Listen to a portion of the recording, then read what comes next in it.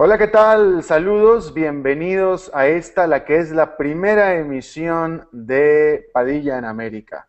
Por supuesto, lo saluda Alberto Padilla y usted nos está siguiendo a través de infobae.com. Estoy muy complacido, muy contento con este bonito proyecto, con un muy buen experimento, único en América Latina. Esta es la primera vez que un sitio de internet está dando el paso para transmitir online, live stream o en vivo. Ciertamente es la primera vez que lo hago yo o lo hace conmigo Infobae. Y esta es una manera en la que este sitio, en la que nosotros, Infobae, junto conmigo, estamos tratando de llevarle a usted la información económica y financiera que usted está acostumbrado en vivo, pero también on demand, porque, puesto que se queda grabado con todas las características de la Internet, a través de la Internet en su pantalla de computadora. Y finalmente creo yo, y estoy convencido que nos estamos adelantando a lo que va a ser el futuro de cómo va usted a recibir la información a través del televisor. Usted, yo estoy convencido de nuevo, usted va a seguir recibiendo la información a través de su televisor, pero ya no en la manera en la que usted está recibiéndolo, en términos de que no será por señal de televisión o por cable, sino que todo será por internet. Y de ahí que yo estoy en este asunto del internet desde hace un tiempo, y como parte de mi esfuerzo de penetrar en la internet, ahora en este día comienza este esfuerzo diario a través de Infobae, aquí de transmitir en vivo por internet, por infobae.com todos los días. Bueno, vamos a, este será un programa obviamente de información financiera. Todos los días estaremos a esta hora y vamos a comenzar con el reporte de bolsa. Los mercados cerraron hace unos minutos, los mercados concretamente Wall Street, y fue un día positivo. Voy a presentar a alguien que usted deberá acostumbrar a verlo a través de este programa. Y Daniel Stico, él es editor de Infobae.com y él lleva el pulso de lo que está sucediendo en los mercados. Daniel, bienvenido, me da mucho gusto saludarte y adelante con tu reporte. Igualmente, Alberto, buenas tardes. Bueno, hoy fue un día que sigue dominado por los temores, las dudas que genera el abismo fiscal, y surgieron noticias provenientes de Estados Unidos que indicaban que los republicanos estarían dispuestos a negociar con el presidente Obama en la medida en que baje el gasto, estarían dispuestos a discutir impuestos. Y eso obviamente repercutió en una mejora del índice líder de la bolsa de los Estados Unidos, el Dow Jones, que terminó con una suba del 0,58%.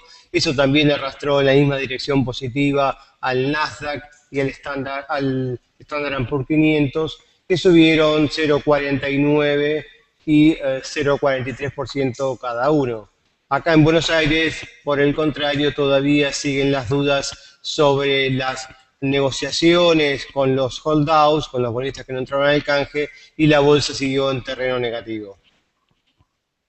Bueno, Eh, excelente, muchas gracias Daniel Stico, editor de economía de Infobae.com. Te agradezco mucho y nos estamos viendo aquí en cada una de estas transmisiones de Padilla en América. Muchas gracias. Va a ser un gusto, Alberto, gracias a vos. Gracias. Bueno, a ver, el tema, vamos a tener un tema central en esta ocasión. Y déjeme digo una cosa, obviamente este programa Infobae está basado en Argentina, yo estoy basado en Estados Unidos, pero esto se trata de que sea un programa para todo el mundo de habla hispana, para toda Latinoamérica. Habiendo dicho eso, déjeme le digo una cosa. Yo, si usted me ha seguido continuamente, en Argentina me han seguido. Yo, la última vez que estuve en este hermosísimo país de Argentina fue en marzo pasado. Y yo ahí lo dije y lo he venido repitiendo. Argentina es un país único. Por supuesto que es un país único en muchos campos, de muchas maneras. Es un país único también, y a esto es a lo que me refiero en esto, es un país único en su economía, porque Argentina es el único país que está sufriendo de los problemas económicos que está sufriendo. Y para mí es importante, y fue importante decir este mensaje en marzo cuando fui, porque yo tenía la impresión de que los argentinos, cuando menos en marzo, mientras que tenían conciencia de que el país tenía fuertes problemas económicos, siempre me pareció a mí que ellos pensaban que el resto de América Latina tenía los mismos problemas económicos, y esto de ninguna manera es así. Los problemas económicos en general se acaban una vez que uno sale de Argentina cuando voltea a otro lado. Y eso incluye a Bolivia, y incluye a Chile, y incluye, por supuesto, a Uruguay, cualquier país que colinda con Argentina. Y de hecho, Latinoamérica en general se ha vuelto una región bastante aburrida en términos de información financiera, porque en general es una región que va bastante bien en términos de estabilidad y crecimiento, y de ahí de nuevo que Argentina es un país único.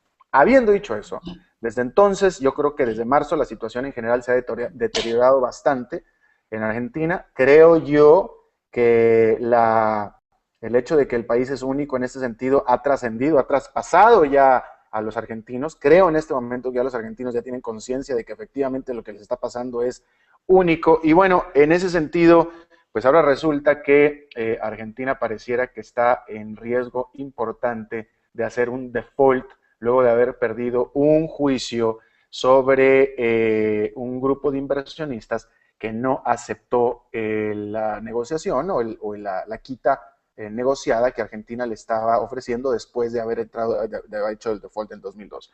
Le voy a leer un par de notas que son las últimas al respecto y después vamos a las entrevistas que tenemos hoy preparadas a este respecto, porque me parece que es una noticia bastante importante. Primero, déjeme le leo que un juez de Nueva York ordenó que Argentina deposite ese dinero, que son 1.300 millones de dólares, para pagar a acreedores con bonos incumplidos. Argentina, por supuesto, considera la decisión injusta y dice que obstaculiza cualquier reestructuración de deuda. Argentina dijo que presentó a una corte de apelaciones de Nueva York un pedido con carácter de urgente para que suspenda esta orden previa de un juez que dictaminó que el país debía pagar estos 1.300 millones a tenedores de bonos incumplidos. La semana pasada, el juez de distrito Tomás Griesa ordenó que este país, Argentina, deposite ese dinero antes del 15 de diciembre, de ahí la urgencia de todo este asunto, porque es antes del 15 de diciembre, para pagar a acreedores con bonos incumplidos en el 2002 que rechazaron participar en 2 reestructuraciones de su deuda en el 2005 y en el 2010. Hasta aquí esta nota. Hay otra importante que también se deriva de esto, y es la agencia calificadora financiera Fitch, o Fitch Ratings, bajó el martes 5 escalones la nota de deuda soberana de Argentina de B a C y consideró probable un default del país que acaba de ser condenado en Estados Unidos a pagar 1.330 millones de dólares a fondos especulativos, dice la nota. En el resto del mundo se le conoce como pues fondos buitres. Por cierto, que hay una entrevista también al respecto que preparé para ustedes en el sitio mío de internet, que es economiayfinanzas.net. Bueno, vamos a hablar de esto y para eso están con nosotros 2 expertos en esta materia, 2 amigos míos, 2 personas que yo admiro muchísimo. Está con nosotros desde Washington don Claudio Loser. Él es actualmente economista independiente, pero trabajó por mucho tiempo en el Fondo Monetario Internacional. Y desde Buenos Aires se nos une también Darío Epstein, analista, usted lo conoce bastante bien, que continuamente ha colaborado, bueno, pues ciertamente conmigo y en las transmisiones que yo he hecho en diferentes plataformas. Y me gustaría saludarte y platicar contigo primero, mi querido Darío Epstein, ¿cómo estás? ¿Qué tal, Alberto? ¿Cómo estás? Buenas tardes. Bien, afortunadamente, buenas tardes, gracias por acompañarnos ahora por esta, tan solo una plataforma más, Darío. No, aparte, ansioso de escucharlo a Loser, así aprendo un poco más del tema. No, Loser lo dejo para un ratito más porque Loser siempre exactamente tiene cosas bastante interesantes que decir y Loser tiene mucho más experiencia dentro de él como economista que la que pareciera en los años que lleva vividos en este mundo. Pero bueno, vamos a platicar un poquito de esto, Darío, porque tú acabas de escribir, tú hace unos días, un par de días, escribiste acerca de los escenarios posibles y de hecho de cómo Argentina podía evitar un problema mayor en este asunto de lo que estábamos hablando, de lo que ordenó el juez Griesa en Nueva York. ¿Por qué no nos hablas acerca de cuál es tu posición a este respecto? Mira, Alberto, lo que hice yo fue salirme un poquito de la esfera legal, porque si tú te ciñes simplemente a lo que es el marco legal o regulatorio del problema, la posición argentina podría ser en este momento débil y en particular atento a la falta de tiempo que hay en lo que hace a apelaciones y procesos judiciales. La situación podría ser un poquito más compleja de lo que parece. Sin embargo, mi posición, mi planteo va más al trasfondo de la situación, no a lo legal, sino a lo justo y a la situación del mundo, que es lo que estamos viviendo hoy, que todo lo que es el shadow banking está siendo muy cuestionado y todavía no se ha regulado, y estos fondos se operan comprando bonos de países o de empresas o operan con acciones, ya sea apostando a su caída, que operan sobre determinadas empresas o países. Están con muy mala reputación y muy mala percepción dentro de lo que son los reguladores en el mundo, y creo que es que por ese lado Argentina puede conseguir cierto apoyo de tipo político a los efectos de lograr algún tipo de solución lógica para este problema, teniendo en cuenta que el 93% o casi 93% de los tenedores de deuda aceptaron la oferta, y teniendo en cuenta que el mundo ha cambiado luego de la crisis del 2008. No es lo mismo mirar esto en el 98 o en el default de deuda del 2001-2002 que mirarlo hoy. Esta es la postura mía, es claramente no hace al espíritu o a la letra escrita, sino hace a la lógica de lo que está pasando hoy en el mundo. Pero dime una cosa, Darío, ¿quiere esto decir, bueno, primero que nada, para aclarar, los fondos buitres, famosos como se les llaman, o cualquier otro nombre que le podamos poner, primero, para aclarar que son perfectamente legales, y hay quien diría que de hecho son hasta necesarios porque le ponen liquidez al mercado y una serie de cosas. ¿Tú estás de acuerdo con estas dos aseveraciones? Bueno, que son legales sí, y que le ponen liquidez al mercado, dudo. Acuérdate que ellos están trabajando sobre situaciones donde ellos están entrando en situaciones ya de distrés, o sea que difícilmente puede decir que hagan liquidez, pero el negocio de los fondos buitres está perdiendo sentido ya desde el 2005, que todas las emisiones de deuda salen con dos cláusulas. Una fundamental, que son las de las mayorías agregadas, es decir, que con un porcentaje de un 80-85% de bonistas que acepten un canje, eso obliga al resto de los bonistas.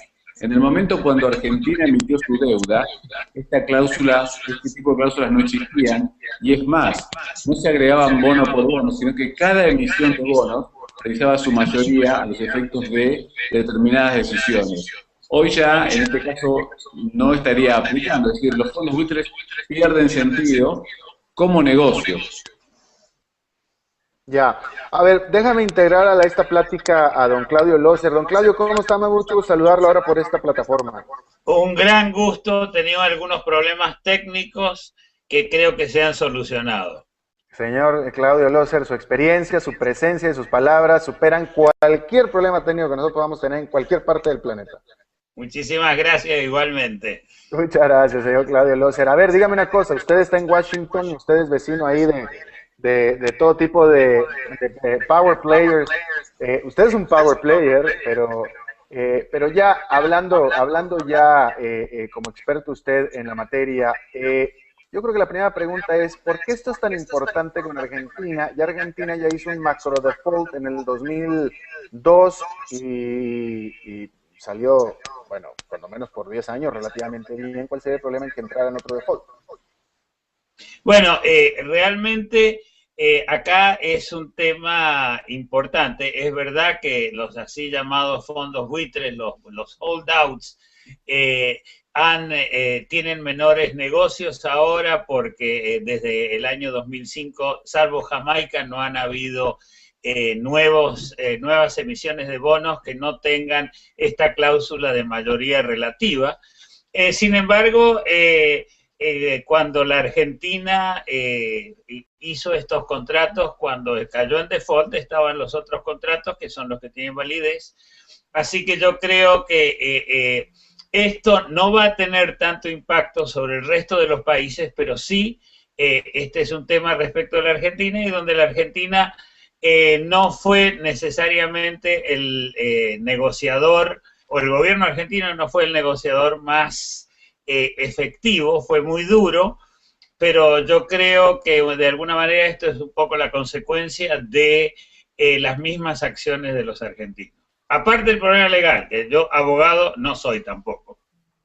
Pero la pregunta es, ¿qué está en juego para Argentina? Es decir, ¿por qué Argentina se preocupa? ¿Por qué, si ya hizo un default macro en 2002 y en teoría no le pasó nada, por qué ahora de pronto se le pone tanta atención a este asunto y pareciera que el propio gobierno argentino está preocupado también?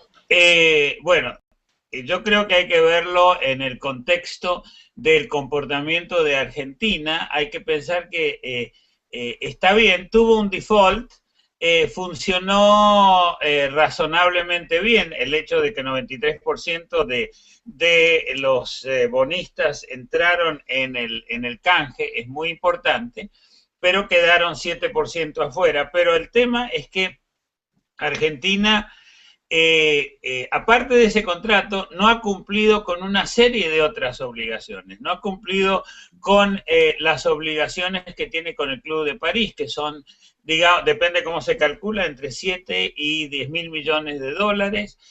También tiene los juicios arbitrales del Banco Mundial, donde tampoco ha hecho caso a los resultados. Y el tercer elemento es el hecho del doble discurso. Yo creo que acá hay un problema. Otros países han tenido estos problemas en el pasado, cuando había también 100% de necesidad de voto, y a mi juicio el problema es que Argentina dijo no voy a pagar, y de alguna manera se puso en un rincón debido a eso. En vez de esperar, acá hay un problema táctico, un problema quizá estratégico, pensando en la reacción interna por parte del gobierno y por parte de la población. Estaban muy preocupados de eso y no pensaron que podía llegar a esta situación, y porque estaban diciendo no pagaremos, en vez de decir nosotros no creemos que tenemos que pagar, yo creo que hubieran hecho un discurso distinto, el resultado hubiera sido distinto, y lamentablemente esto es como yo lo veo. Es muy interesante lo que está diciendo, y me permite, déjeme, me quedo un poquito más con usted, don Claudio, porque efectivamente los análisis por parte de los observadores externos no argentinos, si fuera de Argentina, son que las declaraciones, hay que decirlo claramente, las declaraciones emitidas desafiantes por parte tanto de la presidenta de Argentina como del ministro de Finanzas, de acuerdo a sus analistas, fue lo que empeoró el sentimiento y la determinación del juez. ¿Usted está de acuerdo con esto? Estoy totalmente de acuerdo con eso. Yo creo que el juez estaba enojado antes, pero en este caso fue las declaraciones que llevaron, quizá haya sido la gota que rebasó el vaso, pero realmente estas declaraciones, no pagaremos, cuando estamos diciendo, se fue a segunda instancia, se volvió al juez, el mismo juez dice, miren, ustedes pueden ir a segunda instancia, lo que pasa es que tienen que poner lo obligo a poner los depósitos para demostrar de que ustedes están dispuestos a cumplir si ustedes pierden. Y ahí es realmente culpa de las declaraciones. O sea, evidentemente en un campo que estaba totalmente preparado para una reacción negativa respecto de la Argentina. Y mire, don Claudio, que usted ha sido víctima de las declaraciones incendiarias por parte de gobiernos anteriores y también de los actuales de Argentina. Me dan algunos golpes por ahí y yo también he podido contestar, pero realmente pienso que una cosa es en el diálogo político, donde uno tiene filtros, pero cuando estamos hablando de la justicia, los abogados tienen una forma de actuar distinta, que a mí siempre me sorprende. Claro, yo tengo familiares cercanos a abogados, entonces me he tenido que acostumbrar, pero donde dicen, no, usted tiene que decir lo que le preguntamos, no lo que a usted se le ocurra. Y claro, creo que acá ha pasado algo parecido. Déjeme un momentito, vuelvo con usted, don Claudio Loser. Darío Epstein, dime una cosa, tú que estás en Buenos Aires, ¿cómo está el ambiente dentro del gobierno de Buenos Aires?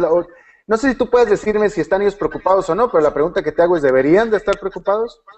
Bueno, claramente deberían estar preocupados. Lo que dijo el doctor Loser es impecable, incluso el fallo del juez de Luisa menciona que parte de su decisión está basada en las palabras de la presidenta del país, del ministro, que no van a pagar ni un centavo.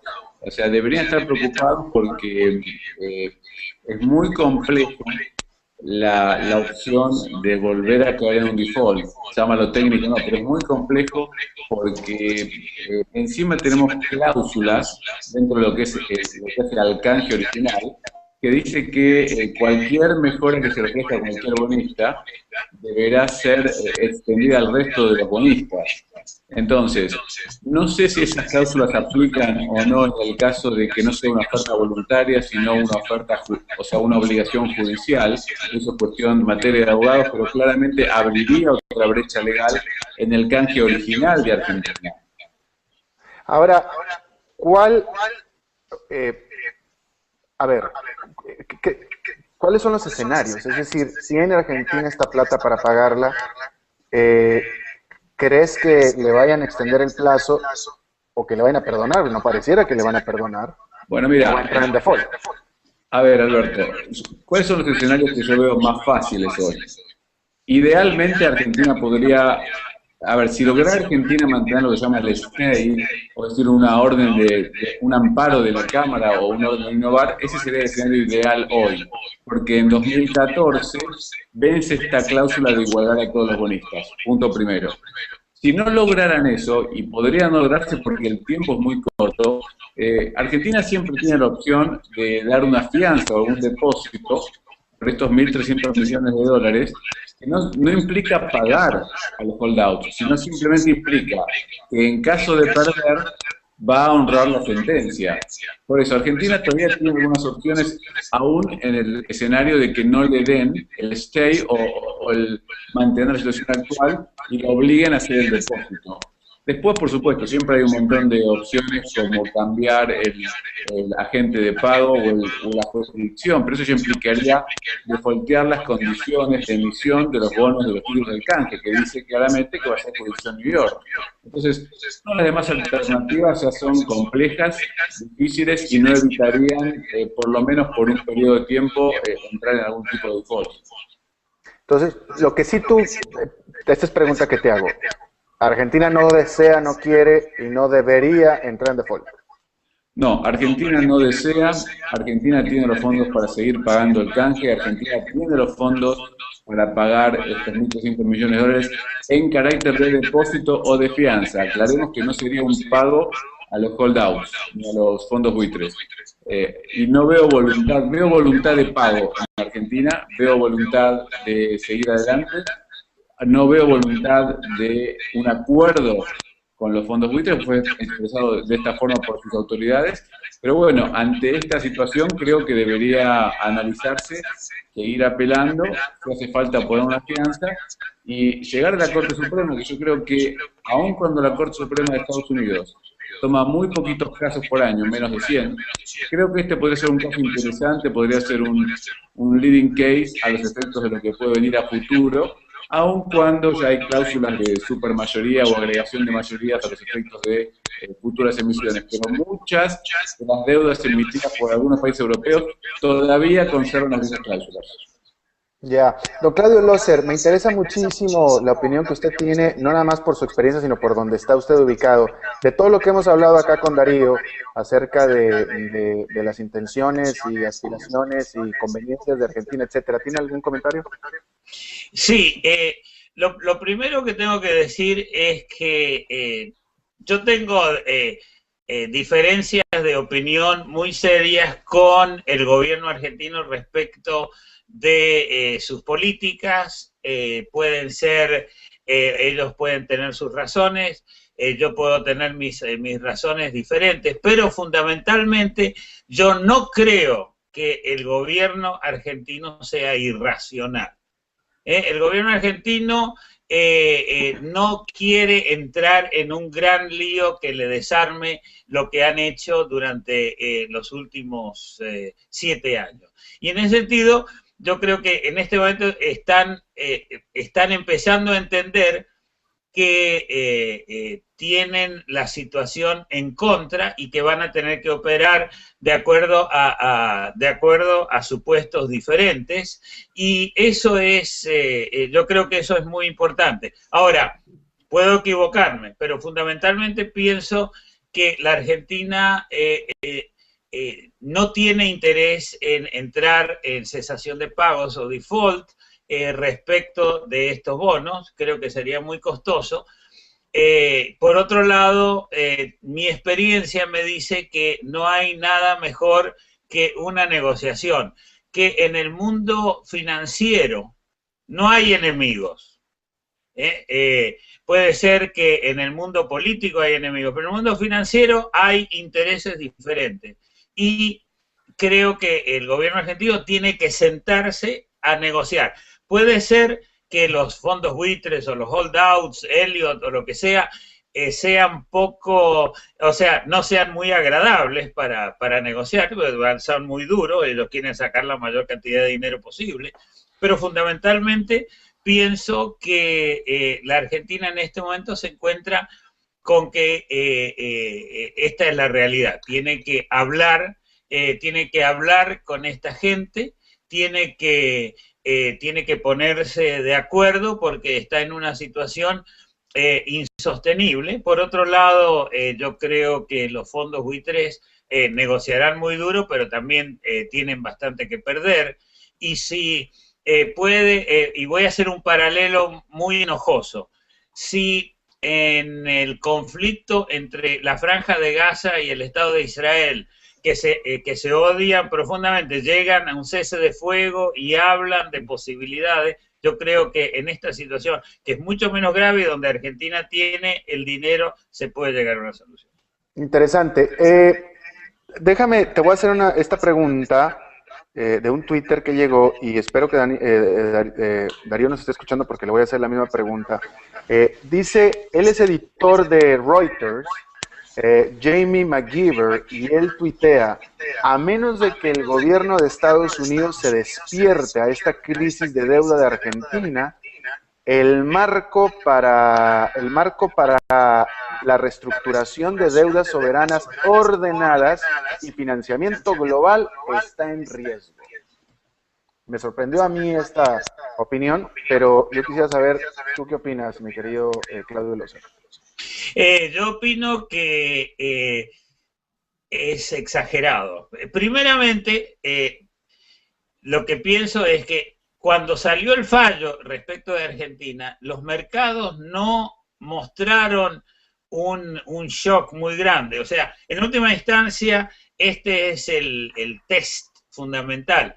Puedo estar equivocado, pero me parece que no hubo una situación donde los otros bonos perdieron valor. Fueron los bonos argentinos los que perdieron valor. Y en ese sentido, yo creo que si hay una negociación de buena fe, porque la Argentina cuando entró en default lo hizo porque no le quedaba más alternativa. Yo creo que no había posibilidad alternativa. Pero yo creo que una vez hecho esto, realmente el hecho de que en Argentina haya habido esta posición unilateralista, por un solo lado, por el lado de Argentina, comparado con lo que sucede en países como Grecia, que es digamos, donde se dice que pueden pasar estas cosas, o quizá en Portugal, Irlanda y España, yo creo que la situación es muy difícil porque en los otros países hay una intención de encontrar una solución razonable de negociación, que por supuesto la mejor negociación es donde ambas partes están disconformes, pero en este momento no veo esa situación en Argentina. Darío, ¿escuchaste el tweet de James McGeever? ¿Qué opinas de eso?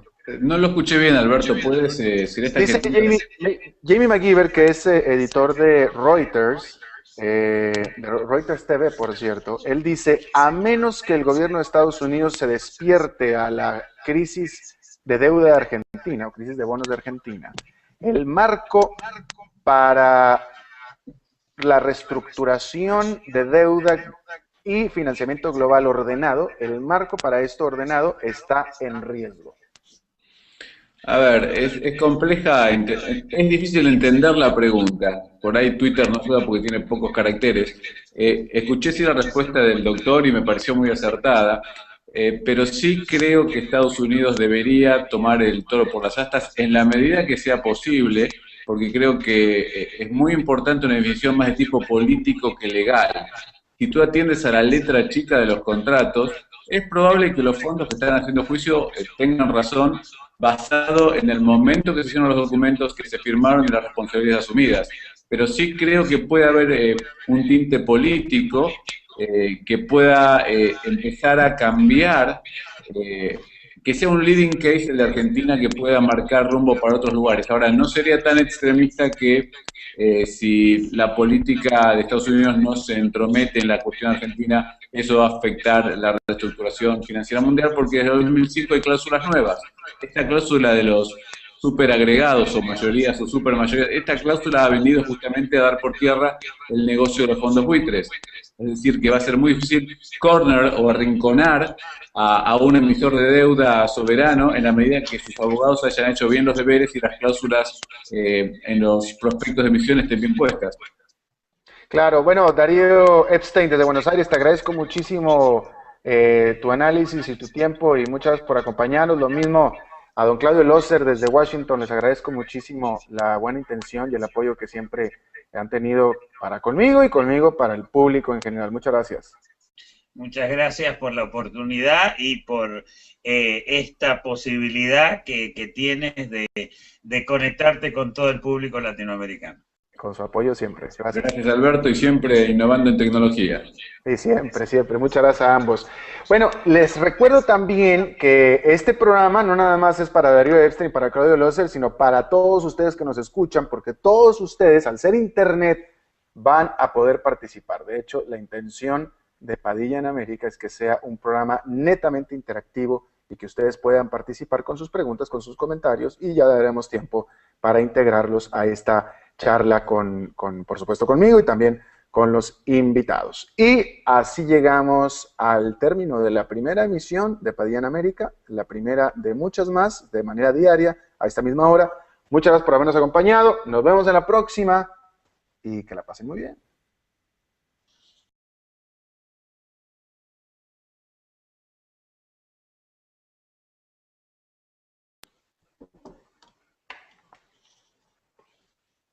Hola, ¿qué tal? Saludos, bienvenidos a esta, la que es la primera emisión de Padilla en América. Por supuesto, los saluda Alberto Padilla y usted nos está siguiendo a través de infobae.com. Estoy muy complacido, muy contento con este bonito proyecto, con un muy buen experimento, único en América Latina. Esta es la primera vez que un sitio de internet está dando el paso para transmitir online, live stream o en vivo. Ciertamente es la primera vez que lo hago yo o lo hace conmigo Infobae, y esta es una manera en la que este sitio, en la que nosotros, Infobae, junto conmigo, estamos tratando de llevarle a usted la información económica y financiera que usted está acostumbrado en vivo, pero también on demand, puesto que se queda grabado con todas las características de la internet, a través de la internet en su pantalla de computadora. Y finalmente creo yo, y estoy convencido que nos estamos adelantando a lo que va a ser el futuro de cómo va usted a recibir la información a través del televisor. Usted, yo estoy convencido de nuevo, usted va a seguir recibiendo la información a través de su televisor, pero ya no en la manera en la que usted está recibiendo, va a acostumbrar a verlo a través de este programa. Y Daniel Stico, él es editor de Infobae.com y él lleva el pulso de lo que está sucediendo en los mercados. Daniel, bienvenido, me da mucho gusto saludarte y adelante con tu reporte. Igualmente, Alberto, buenas tardes. Bueno, hoy fue un día que sigue dominado por los temores, las dudas que genera el abismo fiscal, y surgieron noticias provenientes de Estados Unidos que indicaban que los republicanos estarían dispuestos a negociar con el presidente Obama en la medida en que baje el gasto, estarían dispuestos a discutir impuestos. Y eso obviamente repercutió en una mejora del índice líder de la bolsa de los Estados Unidos, el Dow Jones, que terminó con una suba del 0,58%. En términos de que no será por señal de televisión o por cable, sino que todo será por Internet. Y de ahí que yo estoy en este asunto del Internet desde hace un tiempo y como parte de mi esfuerzo de penetrar en la Internet, ahora en este día comienza este esfuerzo diario a través de Infobae, aquí, de transmitir en vivo por Internet, por infobae.com todos los días.